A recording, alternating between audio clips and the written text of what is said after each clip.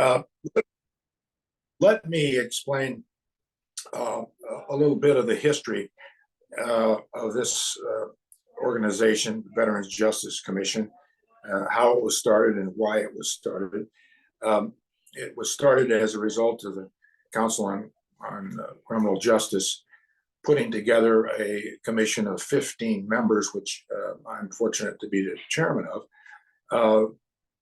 These 15 members got organized in early 2022, and it consists of some of the best minds in the business and most practical and relevant people in the business of Veterans Affairs.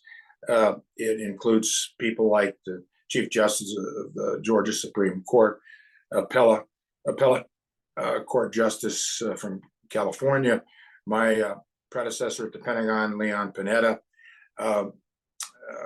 former members of the military, people who have been veterans who have been incarcerated, Veterans Administration specialists. So across the board, this commission is really special because it represents key elements of the universe that we're talking about. We came together, and this commission came together to address really one big issue, and that is, why do we have so many veterans in this country incarcerated? Why does that happen? Where does that start? What can we do as a society, and all of us who have responsibilities in some way to help others, whether you're an elected public official or appointed public, just somebody who is concerned and is able to do things for people. How can we help? What are we missing here? So we broke it out into three components that we would look at the front end of the veterans incarceration issue, the front end being once they're in the court system and convicted, the back end once they're out, and then the third element of this being the transition, really looking at the beginning of the process when they transition out from DOD to civilian life. And we're missing some things here. So those are the three, just simply put, components of what we were studying. Last year, we came up with three recommendations. Jim Seward will go into the specifics of those recommendations, but we spent a lot of time last year on Capitol Hill visiting with senior members of both House and Senate of the committees, the relevant committees, the chairman and ranking members of the Veterans Affairs committees in the House and the Senate, the Armed Services committees, other members who have involvements in this issue, Judiciary Committee members. We spent time with the Secretary of Veterans Affairs. We spent time with the Justice Department, DOD, and we've now developed those recommendations in a very fine and clear way, and we're working on then the next set of recommendations. But we want to talk today about those specific three recommendations that we came up with last year, and what we are coming up with now, and we'll announce soon on the next set of recommendations. So to have an opportunity to share all of this with you all who have one of your specific responsibilities of Veterans Affairs, military Veterans Affairs, is really important. And again, I appreciate so much what you do, because I know how difficult this is with priorities that you've got in all areas.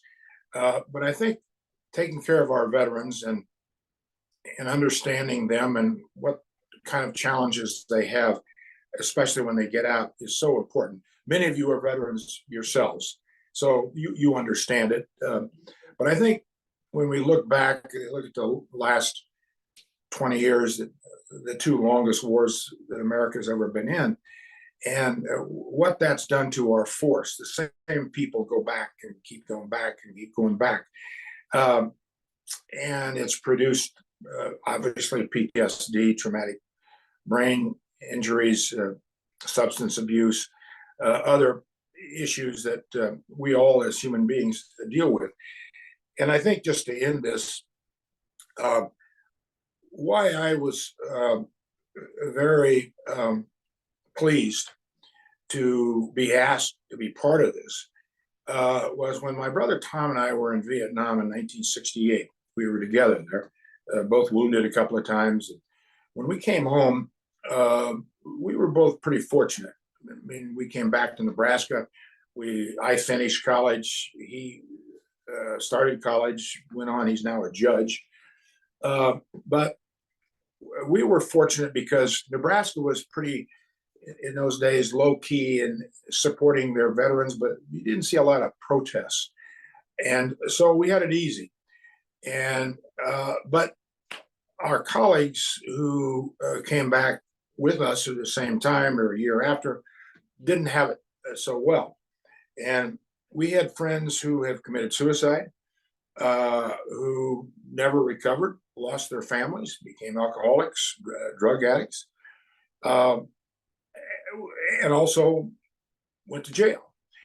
And one is still in jail. So, from a personal standpoint, I have a real strong feeling about this issue, and I know any veteran does, as you see what's happened to our veterans, and it's personal with a lot of people, as it was with my brother Tom and me. So that's a little bit of why I was enthusiastic about taking on this role when they asked me to do it. So with that, I'm going to ask Jim Seward, who I think most of you know. He's the director of the Veterans Justice Commission. Terrific person, even though he's from Wyoming. And he's a colonel, and I think if things go well, about to be appointed a general, and if he behaves himself. But he's been terrific, as has Olivia and so many of the people who've helped us on this commission, and really knowledgeable about what we're doing and why. So with that, Olivia, if it's okay, I'll hand it off to Jim Seward. And again, thank you all very, very much. Well, thank you, Mr. Secretary. It's a tremendous honor to be here today and to visit with you. I got my start 37 years ago this week in the U.S. Army when I shipped off for basic training to become an M1 tanker and go serve on the East-West German border. And I know from that experience and my later experience in life of being an elected district attorney and working for a governor and legislators and governors on both sides of the aisle, that we have a tremendous population of veterans in our nation that have done amazing things. We have veterans like Secretary Hagel and his brother, the many legislators that are on this call that are veterans. We have veterans running businesses across the country and teaching at the collegiate level and running businesses. We also have a population of veterans that struggle with transition from the military. And when the Council on Criminal Justice started looking at this issue several years ago, retired General Peter Corelli, who was Vice Chief of Staff of the Army, would often ask me, Jim, if veterans treatment courts, which we love, if they're the silver bullet, why do we still have so many veterans going into prisons and jails across America? I was a sergeant when I was enlisted, and when a four-star general asks me questions and I don't know the answer, I, like many of my colleagues in the military, really lose our oxygen and get to work trying to figure out the answer. And we started to look at research that had been done everywhere from books, publications by nonprofits, publications by universities, and bring together a team of experts, as the secretary talked about. But at the Council on Criminal Justice, we're a nonpartisan think tank that focuses on criminal justice. As we started that focus on the military, we realized that, as the secretary said, in order to build this commission, conduct the research, and carry out the findings and disseminate those findings and recommendations, we need to bring together a fabulous commission. And the secretary talked about a few of our members. This is the remaining group of our commission: experts in law enforcement and corrections, the military, mental health, the VA, folks that have served time in prison after their service to the military. So we're extremely thankful for this group of folks that has come together and dedicated a tremendous amount of time. The commission is really studying the nature and extent of veterans in the criminal justice system, and then developing evidence-based policy recommendations that can enhance the health, safety, and justice of our veterans, their families, their communities. And as the secretary spoke about minutes ago, there are three sectors of work that they're focused on: the front end of the criminal justice system, policing through sentencing, and those interventions that are happening in states and communities across America, in the 18,000 plus police departments and 3,600 prosecutors' offices, trying to figure out what the best practices are, what data we have available. The second area or sector is the corrections and reentry phase, the folks that are sitting in prison and headed to parole in their communities, and what evidence-based practices might be employed there, what might not be employed there, what's working and what might not be working, and then transition from the military. We know that in addition to the hundreds of thousands or millions of veterans that are doing amazing things, we know that perhaps somewhere in the neighborhood of 20 to 30% of veterans struggle with transition when they leave the military. Studies show that with regard to the post 9/11 veteran, that can go up to as high as 40%. We've looked at studies back to the Civil War, through World War I and II, Vietnam, and the post 9/11. And we know that this is not a new problem. This is not a new concept, but we believe it's a new concept to take a global look at the Department of Defense, the Veterans Administration, and the criminal justice system, and try to make those evidence-based policy recommendations that can really move the needle for veterans when they're struggling with criminal justice involvement, homelessness, and suicide. As the secretary said, we just completed two of the longest wars in the nation's history, where we rotated troops in and out of these sectors constantly.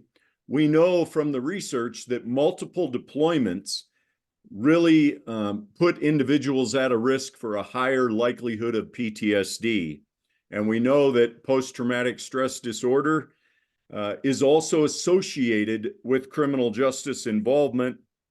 And we know that the service members with PTSD, traumatic brain injury, military sexual trauma, moral injury, and substance abuse disorders often struggle. It's clear in the research that they often struggle with transition. We know that we've had policies in the United States that sometimes remove the resources from those who really need them in order to improve and to make that successful transition, but also thrive outside of the criminal justice system like their peers are, the veterans that are doing amazing things.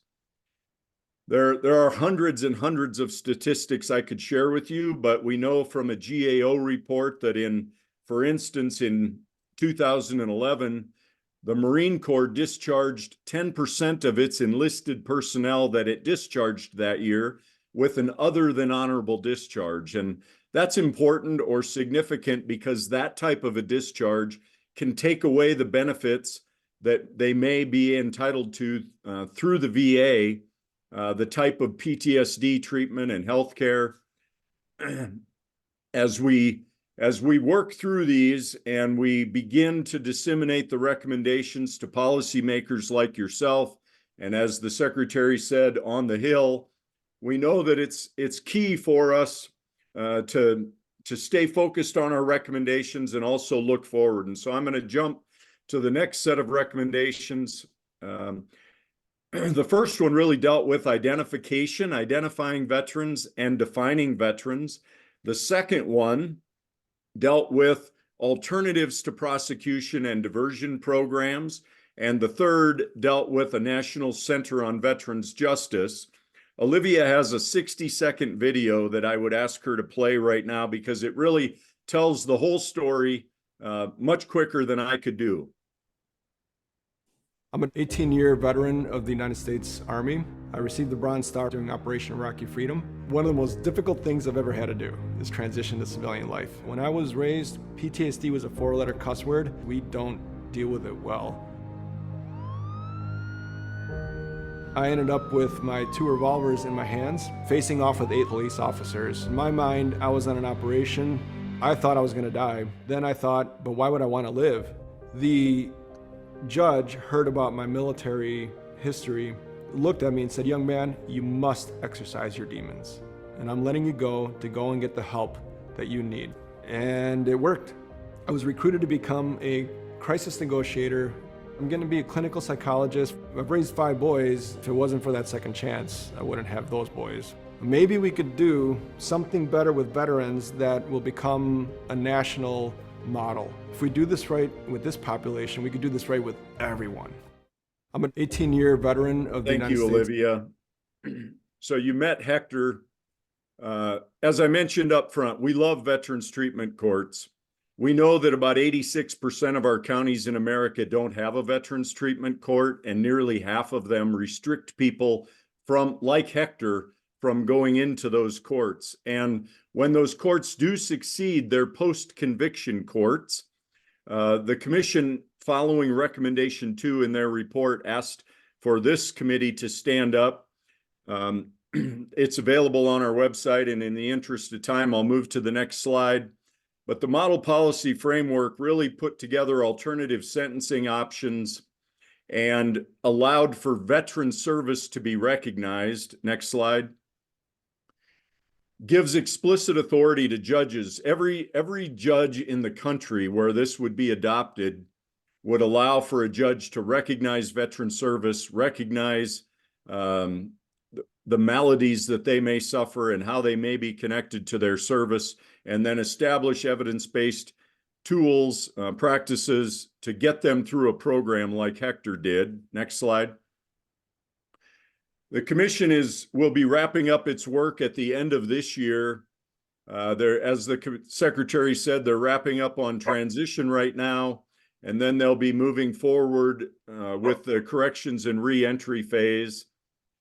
Many of you have reached out to me asking about the model policy framework. I will tell you there's on our website, there's also model policy. NCSL does not endorse or adopt or promote model policy. And so we're not going into a lot of detail on that today, but if you or your staff want more information on that, it's available on our website. And with that, thank you very much. And I'll introduce Jim Reed of NCSL, who will take it from here. Thank you, Jim.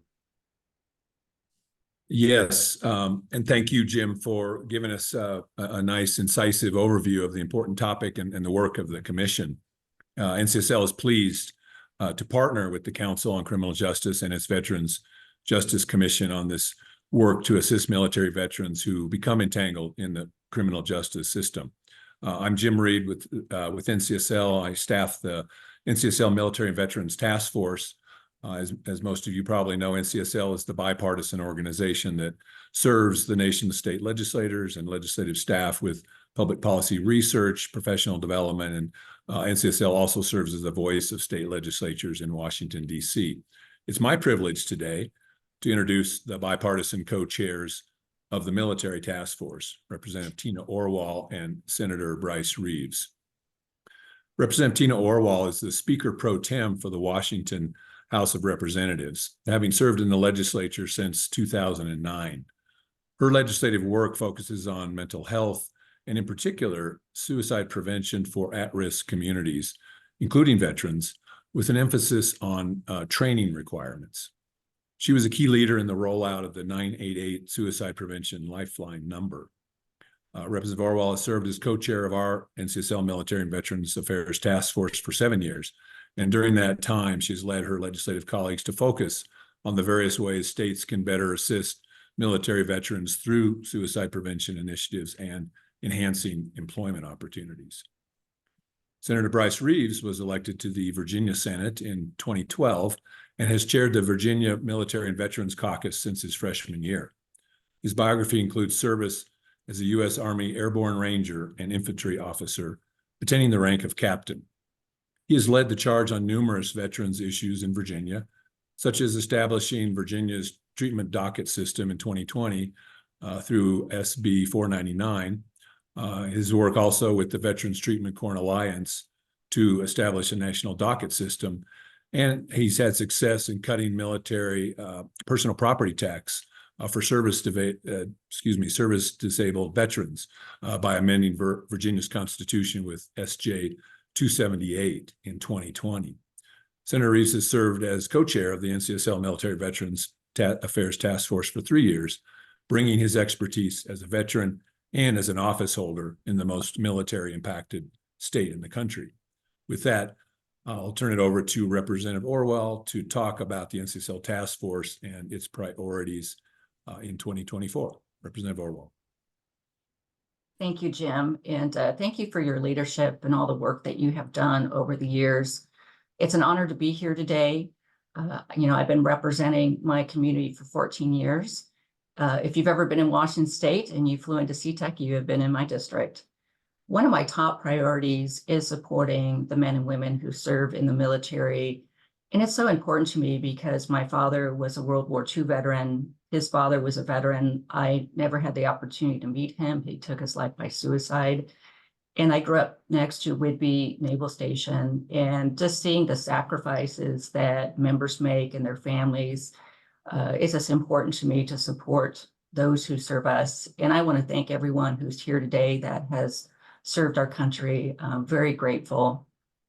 Well, I want to say that I just really have looked at the work that's done by the Council on Criminal Justice, and it's really impressive.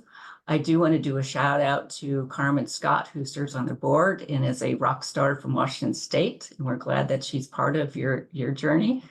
I also want to say how excited I am that the Council on Criminal Justice is teaming up with NCSL. I think it's such an incredible opportunity. I want to tell you a little bit about the NCSL Task Force on Military and Veterans Affairs and the work we do. But, we really are bringing together legislators and legislative staff to really look at the best practices and innovative policies and ways we can better support service members in our state. The task force works closely with the U.S. Department of Defense, working and looking at military installations and really how we sustain those in our community. The meetings take place, and usually that's 2 days. There's 1 day of policy work, and then usually the second day is tours, and we've been all over the country, and it's been really exciting. We've addressed our task force a number of issues over the years, including veterans housing, occupational licensing and employment of veterans, the National Guard, suicide prevention, which is something, obviously it is very important work that I do, female veterans and veterans justice topics. And so in 2024, we're going to focus on 3 main priorities: veterans and mental health, veterans and employment, and veterans and criminal justice. I'm going to speak briefly to each one. The task force has taken up a number of policies around mental health. Here are some of the things that we have done: enhancing treatment and early detection and collection of better mental health data, including suicide data, establishing one-stop offices where veterans can get streamlined services, housing, employment, and mental health, comprehensive studies and benefits provided to veterans, and really trying to identify those gaps in those services, green alert programs for missing and at-risk veterans. And we know these have been implemented in Delaware, Kentucky, Texas, West Virginia, and Wisconsin. The work of 98, and something, again, that's near and dear to my heart. I'm really proud of our country and the work that's doing in this area to really create a more trauma-informed system for people in crisis. Also, unemployment and workforce. The task force will continue to develop and share information about how states can assist veterans in transitioning into the civilian workforce, how we can really address those workforce shortages, which I know we're all struggling with right now, and continue to expedite the occupational licensing processes for veterans and their families. For the final topic on the veterans and criminal justice, I'd like to turn it over to my esteemed colleague, Senator Reeves.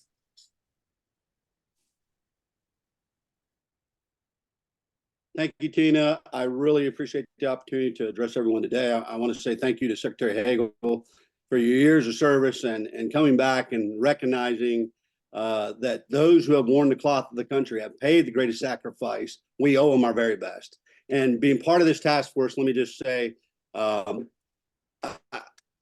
can't think of any greater calling than serving in office and helping those who have gone before us that have done that. And I want to thank Tina, Jim Seward as well. Let me just say on behalf of the NCSL and the Virginia Senate, thank you to CCJ, the Veterans Justice Commission, for the invitation to be part of this conversation today. Tina and I are both trying to grow the task force. So if you're interested in being part of that, link up with myself or Tina or Jim, NCSL, and we'll absolutely reach out to you. As Representative Orwell noted, our task force has taken up topics of veterans treatment courts over the years, and this is really personal for me. We've learned what the studies show is that in military service, there are certain risk factors that interact and increase the likelihood of veterans coming into contact with the criminal justice system. You just saw a short snippet of a U.S. Army Ranger from the 1st Ranger Battalion, and I happen to know a lot of those guys. And they're taught to go do things like destroy villages and take out bad guys, and it's a very hard transition to come back. We spend a lot of money as far as DoD dollars training young men and women to do the unimaginable, but we don't spend a lot of money on the out process. So I'm looking forward, Secretary Hagel, to that transition assistance program that we have set up now and keying in on that data that allows to do that. You know, statistics show us that as many as a third of our military veterans self-report having been arrested at least one time, compared to less than 1/5 of our civilian counterparts. Service-related exposures to traumatic events, whether that be TBI or anything. If you think about combat and just look at what happens in the Middle East now with the war going on in Israel and the horrific images that you're seeing. Combine that with the higher occurrence of mental health, substance abuse use conditions, elevates a veteran's chance of coming into conflict or involvement in the justice system. And it's our responsibility as state legislatures to continue to work to address those issues as those men and women exit their duty stations, go home where they first enlisted or signed up and got commissioned, and to avoid and when warranted receive particular support and treatments and outcome that recognize the factors specific to veterans. And these include innovations such as Veterans Treatment Court and veterans only housing that Tina mentioned, and jails and in prisons. And also states have long recognized the importance of a robust transition from the military into civilian life. I can think of when I came off active duty, I think that was about a 5-hour process to turn in your gear. And then you said, have a nice day. And we've come a long way, but we have a long way to go. And an example here in Virginia, I know Jim mentioned it. I worked alongside a good friend of mine, a former Marine Corps veteran who actually had a run-in with the judicial system early on after leaving the Marine Corps. Judge Rick Regal established one of the first Veterans Treatment Court through SB 499 that I got passed in 2020. I'm proud to tell you that we have a 100% success rate in that 18-month program. So far, it's working fantastic. Our challenge is money now and being able to get more of the jurisdictions into that regional court. In 2023, several states, including California, Florida, Illinois, Mississippi, and Texas considered legislation that addressed various elements of veterans in the justice system, including information disclosure, transfer of jurisdiction. I know Jim Seward and I talked about regional courts and having more of those, municipal level veterans treatment courts, and eligibility for being processed through those courts and what that process looks like. Just a few years ago in Jim's state, Colorado enacted HB 1078, and that addressed the court programs for veterans and military members. It required courts to identify defendants who are serving in the military or are veterans and notify them that they may be entitled to certain services, such as treatment for mental health or substance use disorders. And that's one of the biggest challenges that we see is a lot of veterans that get themselves in trouble fail to disclose that they're veterans when they go through that process. It also sets up procedures for establishment of a Veterans Treatment Court program or a docket like we have in Virginia through the Supreme Court. And it requires favorable consideration of record sealing requests from veterans who have completed certain treatment programs, because some of those convictions, if you're a veteran working in the contract community, you have to have certain clearances. Some of those convictions can cause you to lose your clearance, which means you're going to lose your job. And I'm glad to have the opportunity to continue serving along as a co-chair with Tina, as long as Jim keeps us, and the NCL Sales Task Force. And I know there are improvements yet to come for us, other states, whether that's rectifying issues of availability and distance to our veterans in the program, exemptions for certain violent offenders, and Jim Seward and I talked about that. That kind of comes with being a military member in some aspects. And sometimes that bars them from being able to participate in the dockets or the courts, or simply finding fellow service members to mentor participants. There's a lot of work to be done, but I just want to thank you as we look to the 2024 sessions, which start for me in less than 4 days. We look forward to hearing more about the Veterans Justice Commission and what we can do in our individual states. And just thank you so much for allowing me to be part of this webinar.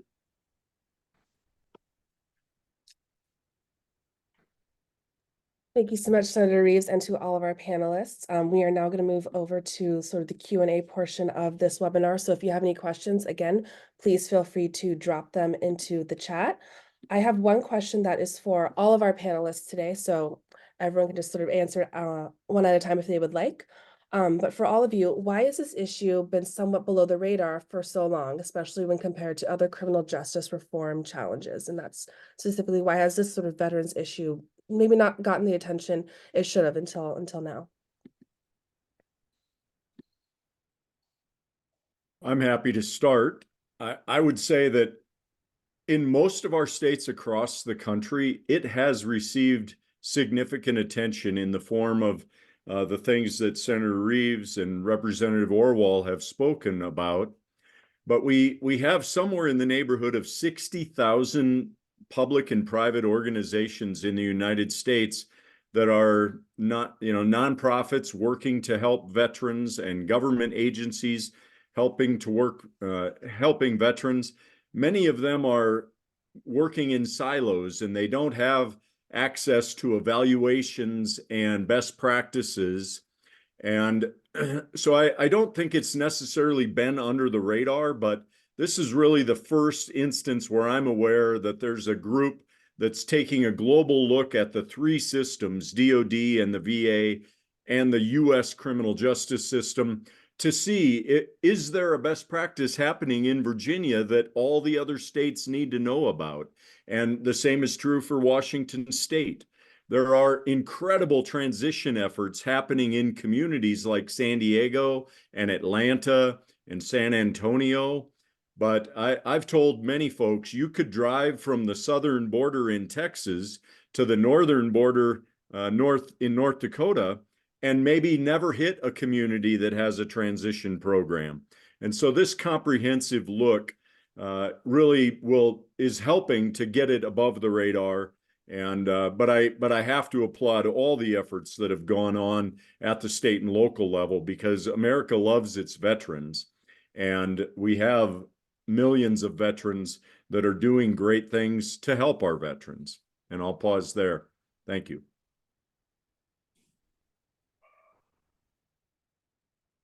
Jim, I would just add to what you said, and I think what you said was exactly right.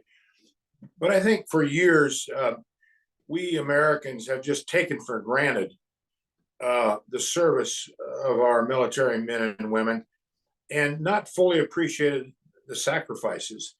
I think one element of that is that we no longer have a draft. We haven't had a draft in this country since the early 70s, and that was the right thing to do. So I think a lot of Americans just assumed, well, these are all professional people. They make the decision to go in and serve. That's their decision. They weren't drafted. They weren't forced to join the military. So everything's okay, isn't it? I mean, yeah, we had these 2 long wars, but we've had so many things going on the last 20 years. I just don't think there's been a lot of attention paid to it, and we just took for granted. And if that's the case, and I think it is, also add to what you said, Jim, kind of a bifurcation of interest. And every state legislature has so many issues that they deal with, as the national legislature does. So, you know, what's the big problem with veterans? And I think that's just been an attitude. It's not that that Americans don't cherish and respect and love their veterans. I think we're pretty clear on that. But we've just not prioritized these things that we're dealing with here as important in this country. And now we're, through our collective efforts, we're starting to get that recognition out to the public that, you know, we've got 200,000 veterans incarcerated, and we got an issue here, a problem, and we're going to have to deal with it. Yeah, no, I think it's an important question, and I really agree with the responses given. At a state level, I can tell you that having served on public safety for 10 years and gone to all of our correctional facilities, is that one of the things we weren't doing was asking the question to really know how many veterans were in our institutions. We also have done things like the Veterans Court that Jim mentioned, but we've never taken it to scale. It's not through our entire state. So I feel like sometimes we do things, but we don't take them to scale. We need to learn about the best practices in other states, because I'm sure there's a lot more we could be doing in Washington.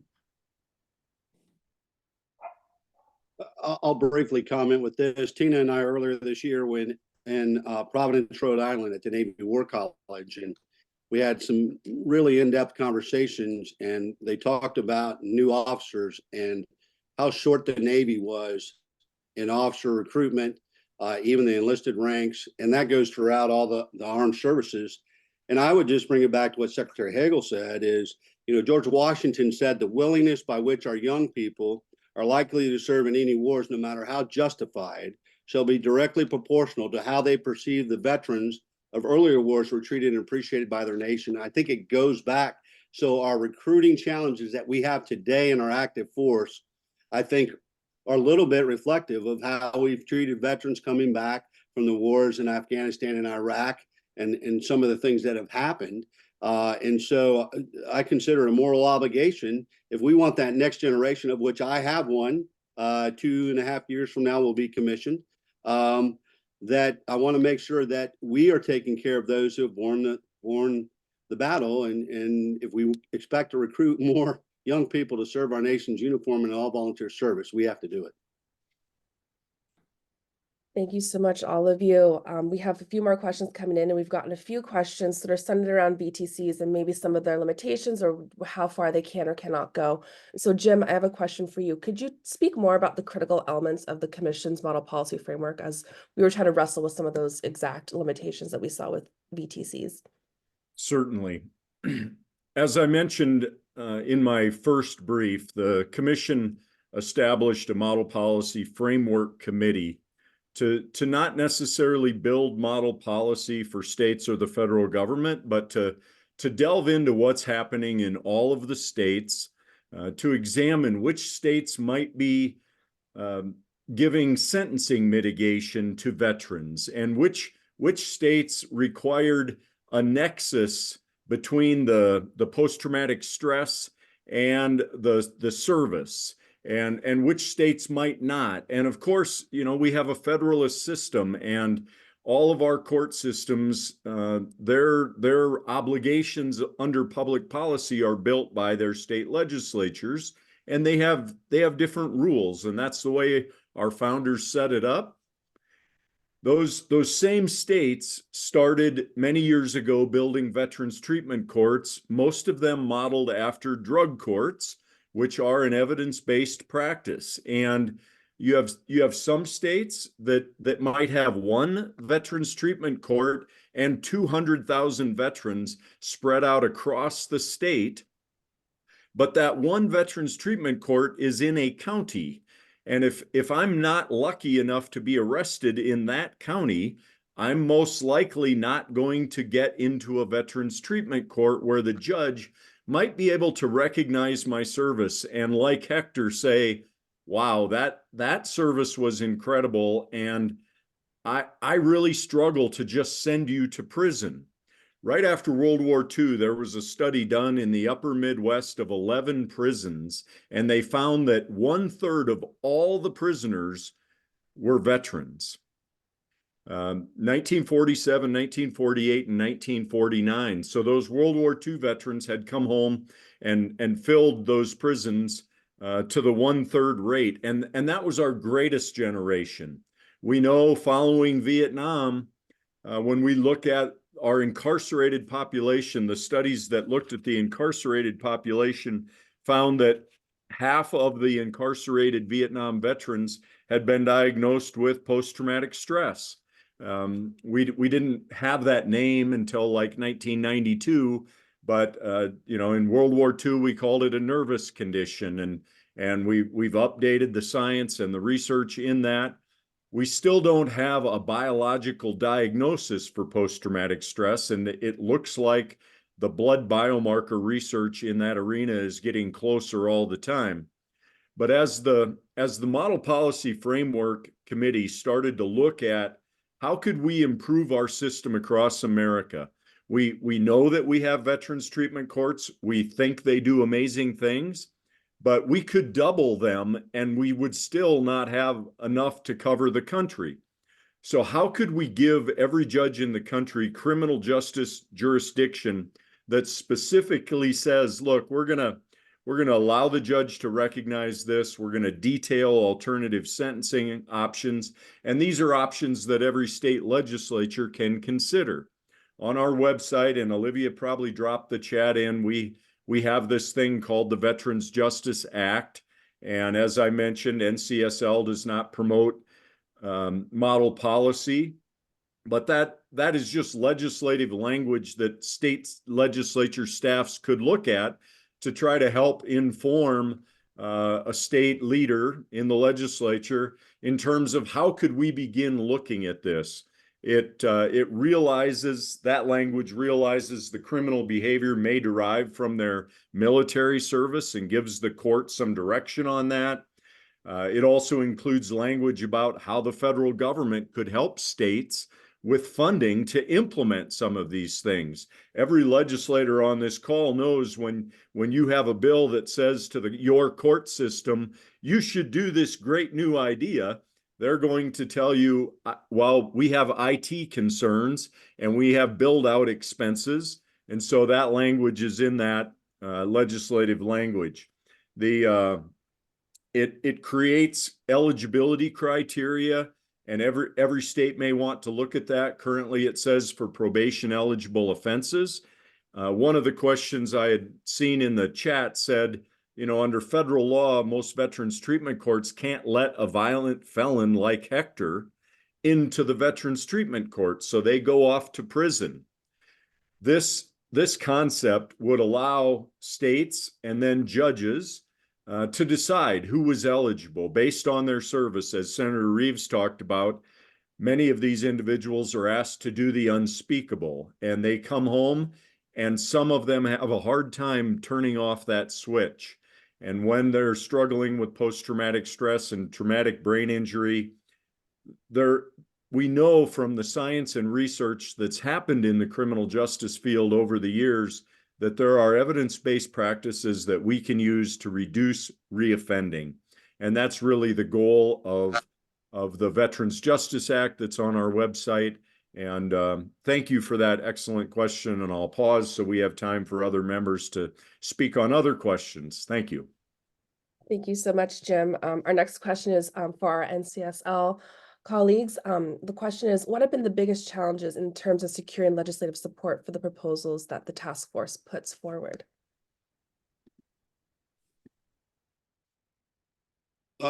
I'm happy to start. I think for me, personally, I don't know that we've had that many challenges. A lot of the challenges come down strictly to money in the budget committees. And as most legislators know, you get all these bills and you start session one way, and then you get closer and closer to the end of session and you got to worry about the budget and balancing the budget.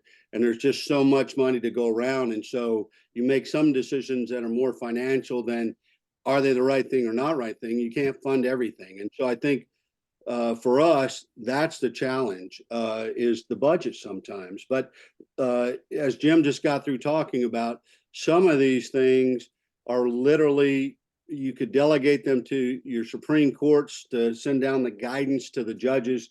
It doesn't cost a lot more money. There's systems in place and some of those things. So I would say out of all the issues that we deal with on a daily basis, that Tina and I deal with, that Secretary Hagel dealt with, and the U.S. Senate, veterans and the military is probably the most nonpartisan anything to do with them. And I think we find that in Virginia. I know Tina finds that in Washington State, and most of the legislators that are part of the task force feel like that. So if somebody's having a specific objection to what they're doing, I'm happy to speak to them and maybe speak to that member that's giving them a hard time about it. But usually I don't see that, not in my state. Yes, and I strongly agree. It really is a nonpartisan issue.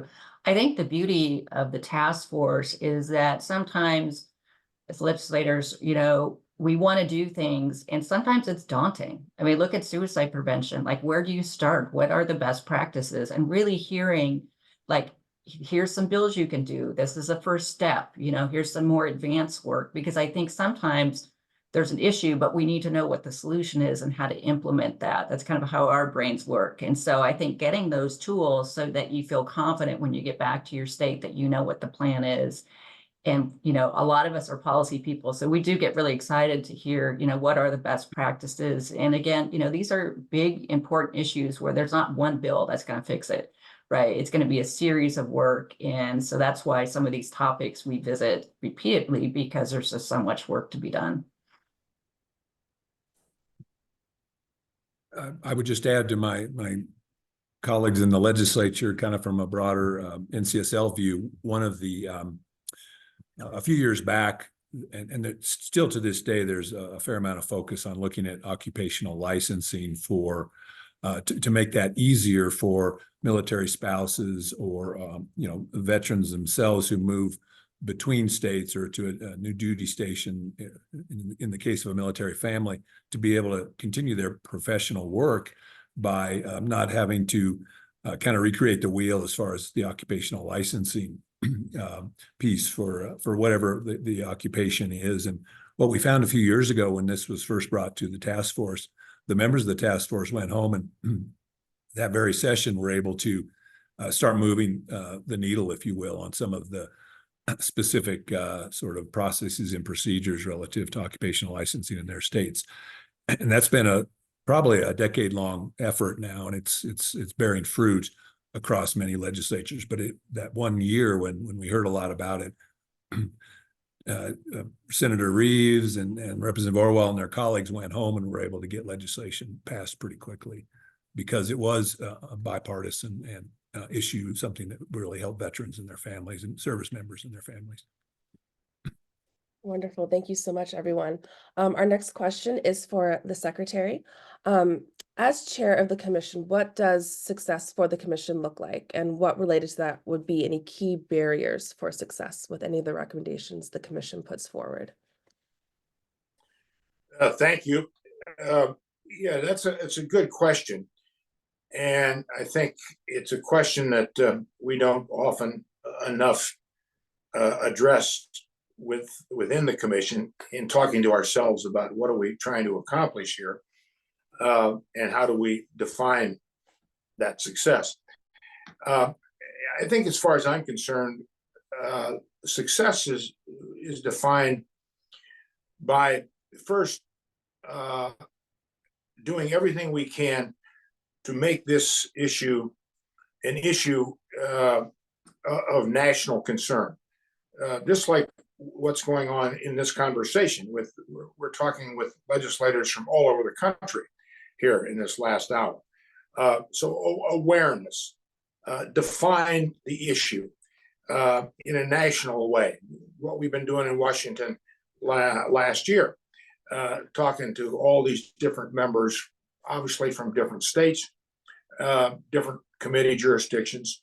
So that's number one. Number two, recognizing, is already been noted here by everybody, this is a complex issue. I mean, as Senator Reeves just noted, one element of this is budget.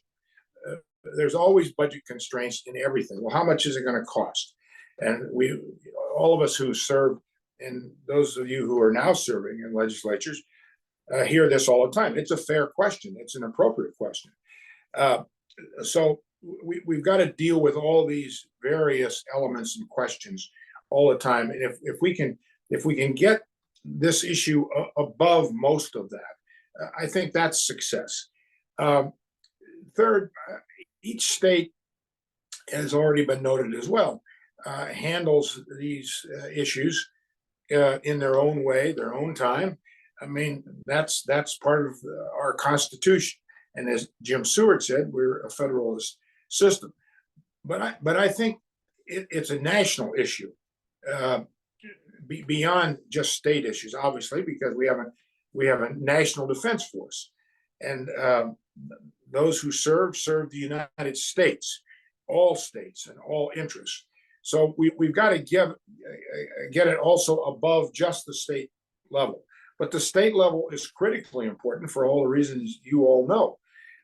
And I think if we can make progress doing that, I think that's success. And then ultimately, success is actually seeing some of this evolve into veterans courts and things that are tangible that you can really see. So it's a process. It's step by step. It's like in any legislative process or any effort. I think you got to just keep coming at it. And it's not easy, and it's not easily defined as to the question of what's success. I think it's all of those things that we have to accomplish, and that's, for me, that's success. Thank you so much, Mr. Secretary. As we are coming up on time, I just have one final question for Jim, but if anyone else wants to hop in on it, you are more than welcome to. Question from the audience is, one of the problems I run into is veterans who don't often qualify for VA services because of their type of discharge. Is there a way to address this, seeing that some of these veterans could benefit from VA care or programs, but can't because of their type of discharge, and it becomes extremely difficult in rural communities? So Jim, I'll toss it to you, and then if there's time, anyone else can hop in as well. Well, we've got about 4 minutes left, and I could easily use those 4 minutes, but I'm going to defer to my colleagues here to see if I have an answer, but if anybody else has anything they'd like to share before I close out, please go ahead and share on that issue, and then I'll add anything else. I don't see any. Oh, Secretary. Yes, yeah, sir. I would just add this very briefly, and you know this. When I was Secretary of Defense, I issued a directive to have all of the bad paper, less than honorable discharge, reviewed, because a lot of those less than honorable discharges were given very, very unfairly, without recognition of some of the elements of what we've been talking about the last hour. That's still in force in the Pentagon, and different groups who have been using that to help get these discharges changed to less than honorable. I mean, that's one element of what you can do, but that's one thing that I did when I was Secretary of Defense with the powers that I had. And that effort has been applauded across the military and across the veterans area, and many secretaries have followed that lead. what we find is we still have a large number of veterans with other than honorable discharges. Last number I saw was somewhere in the neighborhood of 600,000 veterans. Those individuals are not able to oftentimes get the resources they need, and many times they can't even get into a veterans treatment court if they do offend and they are arrested. There are things that can be done, and the commission will be publishing a legal brief on that issue very soon. You can also look within the next 45 days or so to the recommendations that I anticipate the commission will be releasing on transition for some guidance on how we might be able to change that. Our military commanders have a tough job in the United States. They need to focus on mission readiness. And if Jim is struggling with substances and not doing his job in the manner that the military commander and the United States government needs, that commander needs to be able to get rid of Jim so he can get a new Jim. And we have this process called administrative separations where we can push people out. The research shows that many times people with post-traumatic stress and traumatic brain injury and substance use disorder are being pushed out with that type of a discharge and losing the options for those benefits without regard for whether or not their service caused some of this misbehavior. And so the commission is looking at that and working on recommendations right now. And I anticipate in the next 45 days or so that they will finalize those and get those out. But to the questioner, I would just say thank you. That's an amazing question and one that we've been asking for a couple of years, and the commission has been wrestling with for 6 months at least, in addition to the secretary wrestling with it for 40 years. So, Mr. Secretary, that's all I have on that. If you have any closing remarks, I see we're out of time. Just to thank everybody once again. Thank you. Happy New Year. Hopeful New Year. Amen. Thank you all so much, Thank you everyone. all. Have a great day. Thanks, everyone. Thank you. Bye-bye.